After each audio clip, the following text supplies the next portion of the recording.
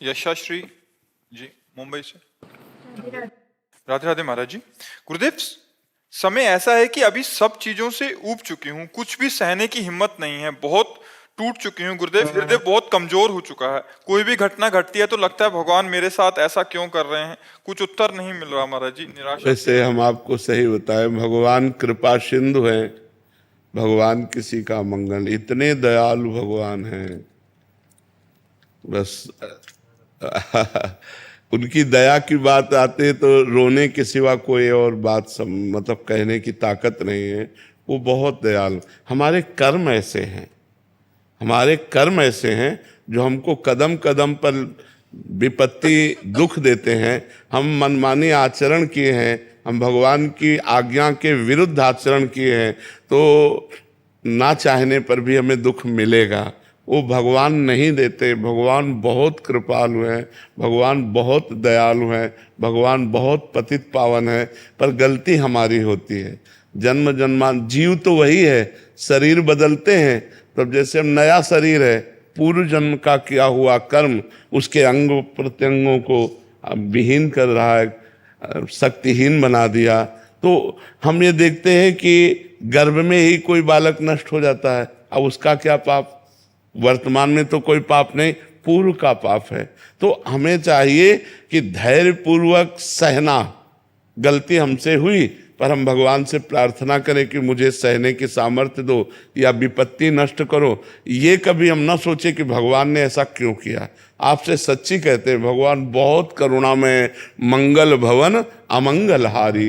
वो कभी किसी का अमंगल क्यों करेंगे? हम उनके बच्चे हैं, वो हमें दुख क्यों देंगे? पर हमने कर्म ऐसे कर लिया, जाने अनजाने में हमसे कर्म ऐसे बन गए, अब उनका फल हमको दुख दे रहा है। भगवान दुख नहीं दे रहे। भगवान बहुत कृपालु है। भगवान तो सर्वज्ञ हैं, पर वो अपने बनाए हुए कानून को बिल्कुल सत्य निर्धारित करते हैं, वैसे ही पालन करना पड़ेगा।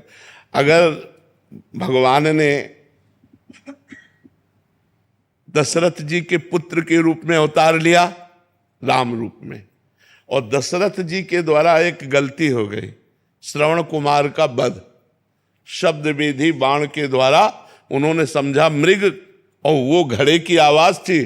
श्रवण कुमार की छाती पे बाण लगा और प्राण। तो उनके पिता ने कि जैसे मैं पुत्र वियोग में तड़प कर प्राण त्याग रहा हूं, ऐसे तुम पुत्र वियोग में प्राण त्यागोगे। तो भगवान राम स्वयं उनके पुत्र के रूप में अवतरित हुए, पर क्या कानून तोड़ा? क्या? वैसे ही हा पुत्र कहते हुए, हा राम कहते हुए दशरथ जी को प्राण त्यागना पड़ा कि नहीं त्यागना? यद्यपि भगवान स्वयं उनके पुत्र हैं, भगवान चाहे तो हर बात मिटा सकते, लेकिन भगवान कानून को नहीं मिटाते।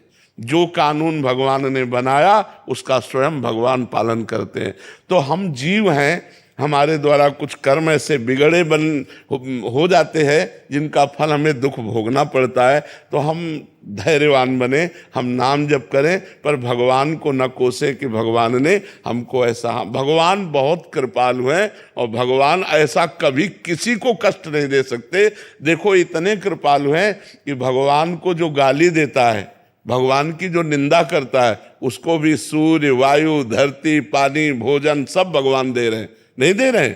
नहीं तो वो चाहे तो 1 मिनट में दिल फेल कर दे, वो चाहे तो 1 मिनट में दुर्दशा कर दे। भगवान है, लेकिन भगवान पापियों की भी दुर्दशा नहीं करते। उनका पाप कर्म उनको खुद दंड देता है, भगवान दंड नहीं देते। भगवान तो कृपा करते हैं, भगवान तो अतिशय कृपालु हैं। अनंत माताओं के हृदय में जितना प्यार है वो सब भगवान के एक अंश से हो। भगवान वात्सल्य समुद्र है, वो हमको क्यों कष्ट देंगे? हमारे कर्म हमको कष्ट दे रहे हैं। कर्म प्रधान है, जैसा जैसा हम कर्म करेंगे वैसा ही हमें भोगना पड़ेगा।